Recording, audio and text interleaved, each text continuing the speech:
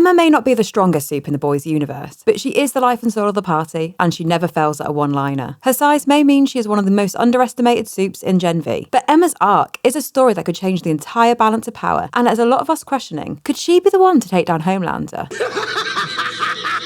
Let's get into how Emma Meyer might just be the key to everything. When we first meet Emma, she's fighting a gerbil in a ring for a YouTube channel. It's pretty weird, but oddly charming, and she seems really confident. When she first meets Marie, she acts as her guide, introducing her to the world of God You, its ranking, and well, just social media in general. But it doesn't take long for a mask to start to slip, and for her vulnerability to start to show. Because despite her little cricket following, when Justine recognises her, Emma instantly recoils, embarrassed, ashamed. Like a lot of people starting college, she was looking to find herself, her people, and leave her past life behind, but she was realising it's not that easy. We later see her go home with a guy who clearly has a, let's just say, a unique interest in her powers. Emma doesn't want to shrink for him, but she does. She doesn't end it, she goes through with it. It doesn't seem like the first time. She's almost accepting people don't want her, they only want her character, and they just want her ability. But her ability is rooted in trauma. Imagine people only liking you for the thing you hate most about yourself. Yet still, when Marie gets invited to the party with the God You popular crowd, despite being jealous, she pushes it aside to support her roommate, a friend she just met, and encourages her to go. She lends Marie her clothes, gives her words of encouragement, and celebrates her success, without a hint of resentment. I get she isn't perfect in this dynamic. She has trauma, yes, but she doesn't fully understand the world Marie comes from, and understand the consequences for Marie if something jeopardizes her position at God You. But the intention was there. She did have Marie's interest in mind. After all, none of us are perfect. So pretty quick, we are introduced to a character who's repeatedly subjected to sexual objectification, humiliation, and isolation. And despite all of that, she remains kind, desperate to find her people, to be seen, to be accepted. And as a viewer, it's hard not to like her. Starting out, Emma isn't concerned with becoming a hero. In fact, she's resigned herself to becoming a Vought show pony. At this point, at least, Emma just wants to find her place. And well, just be normal. We see this when Emma says, who would want the pressure of being number one? And Marie replies, I do. It's the perfect contrast. Marie wants to be a hero, to prove she's not a monster. Emma, at this point at least, just wants to be normal.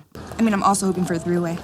Emma's powers mean she can shrink to the size of a cricket, but we have seen her get to the size of an ant. This, of course, wasn't an exciting escalation of power, but instead just to emphasise how her power is linked to her emotion, her trauma, her disorder. This time, when she got to the ant and she was at her lowest, Marie was quite rightly concerned about what would have happened if she didn't find Emma at that point. Like many others, her powers come at a cost, her eating disorder. The thing that makes her unique, that builds her following, is also her source of shame. To shrink, she purges, and to grow, she binges. And man, can she grow. And with that comes some pretty epic strength. She became the height of a house and could restrain Sam when Marie, Andre, and Jordan were struggling to do that together. It's pretty cool, right? Well, after this incident where she got big at Dr. Cardosa's house, Marie asked Emma if she knew she could do that. And she explained that there had been one instance where she had done that before, at a time which she referred to as the Buster Beaver incident. But her mum was horrified by this and asked her never to do it again. And we do know from season 2 that feeling elated can trigger her growth. So imagine at a time where she's either binged or she's been elated and got herself big and her mum felt disgusted by her. Just like Marie says she doesn't self-harm, Emma says she doesn't have an eating disorder. And well, maybe part of that is because her mum taught her it isn't one. It was a means to an end. Of course, in the later season, we have seen Emma accept her eating disorder, but we'll get into the significance of that later. Because first, we need to understand her journey, how she got there in the first place. And the first person she begins to open up to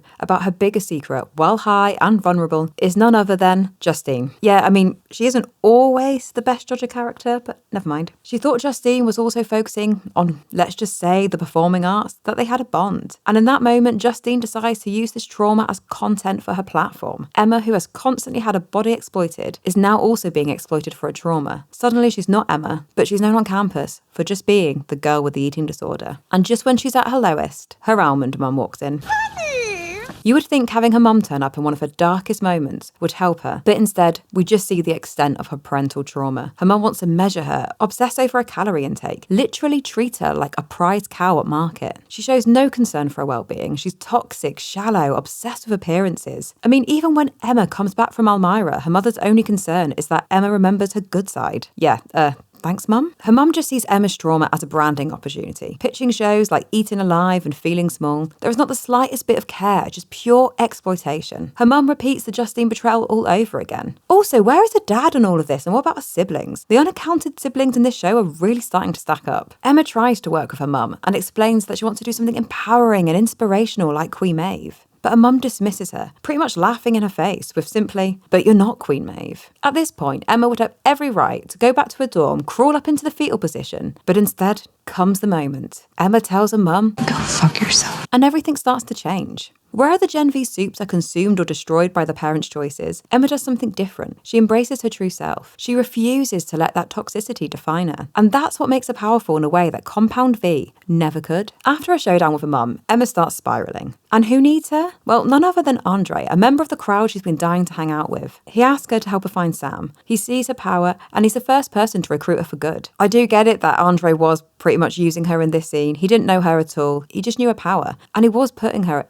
in massive danger, but didn't seem to care. Equally, like Emma, he did see the good in people. And maybe he knew that there was more to Emma than just her power. But anyway, I don't think Emma cared either way. She needed a distraction, a purpose, and she took the opportunity to make that change. Emma breaks into the woods when few others can, and she finds Sam. But it doesn't take long for the alarms to sound. He tells her to hide, and at first she does, while she plans her escape. But after seeing him get shot for the first time, she sees him get shocked for a second time, when he was lying there, helpless, with no intention to fight. She sees the injustice, the lack of humanity, and then the same person who not long ago was telling Marie, I can't fight bad guys from the size of a pickle, so yeah. the same person who was initially content with being bought show pony decides to fight, taking down a full-grown man, running through his brain in one ear and out the other. I mean, I do have questions. Could she even breathe in there? Not that I really want to think about it. But anyway, that is the same Emma who started the season fighting a gerbil for YouTube views, doing something that Golden Boy was unable to do. She had saved Sam. Now, this fight might have lit the match, but it was Sam that started the fire. Sam knew nothing of Emma's past. He had no choice but to see her for who she was. Now, don't get me wrong, it didn't take long for her to see that he was pretty damaged and he had experienced more than his fair share of trauma. But they quickly shared a very deep and very real connection. He's seen her straight away, not as Little Cricket, but as Emma. Like when he said, "Whenever I say something nice, your voice gets all twisty, like it isn't true. Look, I appreciate the compliment, but I'm sick in the head." no, I wasn't gonna put it that way. It's just, my superpower is puking. he sees her biggest vulnerability and accepts it. She sees his delusions and accepts it. And after that night at Dr. Cardoso's house, and she wakes up with a wiped memory with the Cate hangover from hell, Sam turns up and said, "I'm going to make you remember." Remember what? That you're a hero.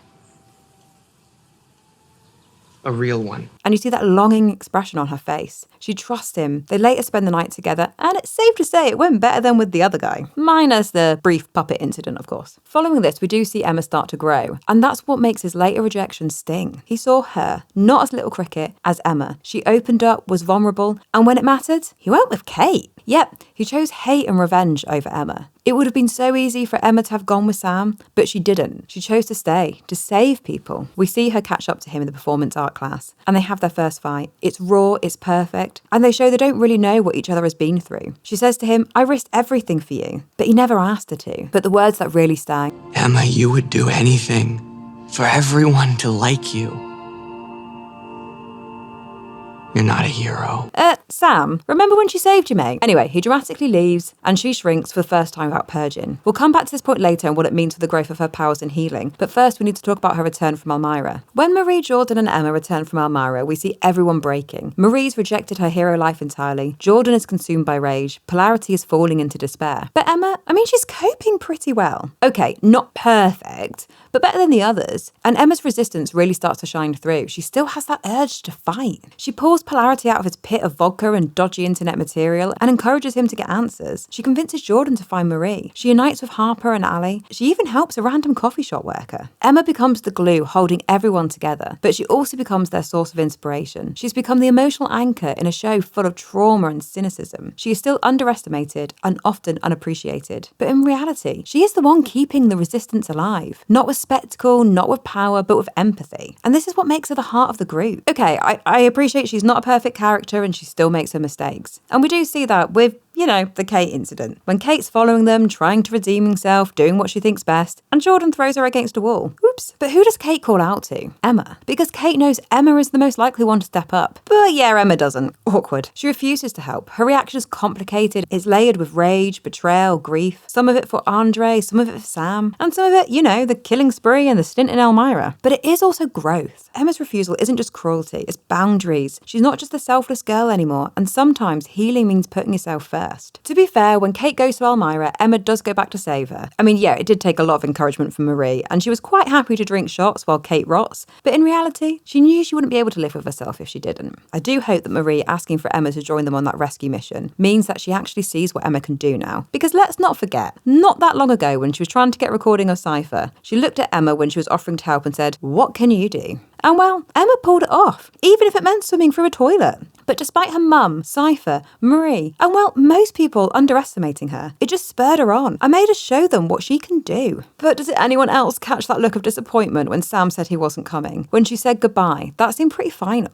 I think for her, that was her saying, if you can't do this with me now, I can't forgive everything else. Don't worry, I do think he will show up after he leaves his psycho parents. Nope, you cannot convince me that these people are good. Then of course, Greg shows up just as she's leaving and offers to come, but she didn't want him to, making it clear she wasn't over Sam. What do we think, guys? Is Greg a good guy? A part of me is just thinking that there might be something sinister there. Let me know anyway. Are you Team Sam or Team Greg? Anyway, let's talk Harper and Allie, the outcasts who want to fight but don't know how. They know, and Emma knows, the spray paint, it isn't going to do much. But she doesn't shut them down, she inspires them, making them think about how they can actually make a difference, how they can actually resist. Allie, who starts off like Emma, ashamed of her powers, doesn't really know where she fits in. But Emma gave her a superhero name and a purpose. I mean, Bushmaster is quite creative, I'll give her that. And then Harper, who let's remember was involved in the whole Justine incident. But Emma doesn't even worry about that. She's moved on and sees Harper for who she is now. She's now leading her own little resistance team, not with power, but with inspiration and connection. And that is what makes her dangerous. She inspires the powerless to act,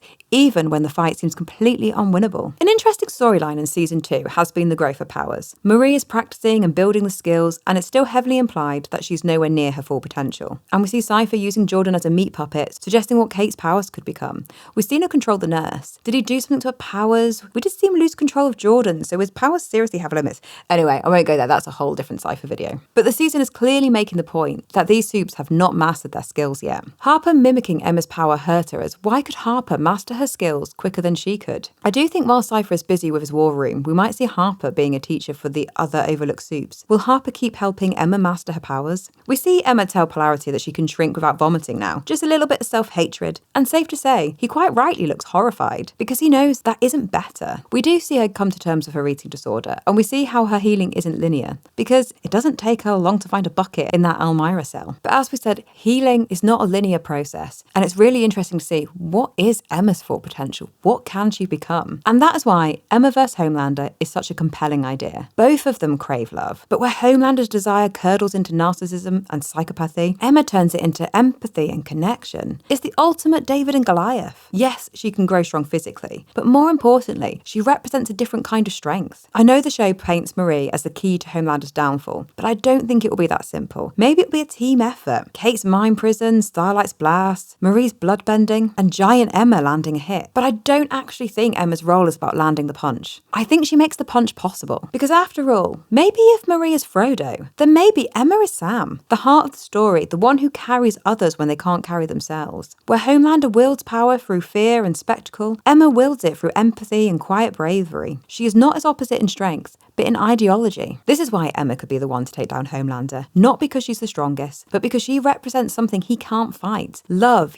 unity, and belief. Emma's power isn't in her size, or her strength, or even her trauma. It's how she makes people feel seen. While Marie gets the spotlight and Sam gets the chaos, Emma gets the quiet moments, the ones that stick, the ones where she gives Allie a superhero name, the one where she convinces Jordan to find Marie, the one where she comforts Polarity when no one else will. If Genv is about rethinking what power really means, then Emma is redefining it, one overlooked moment at a time. And wouldn't it be the ultimate twist if the most underestimated supe was the one to bring down the most overpowered? But anyway, guys, what do you think? Am I totally off base here? What's your thoughts on Emma? Let me know in the comments below. And if you like this video, be sure to subscribe. I have more like this coming up. And as always, I'll see you next time.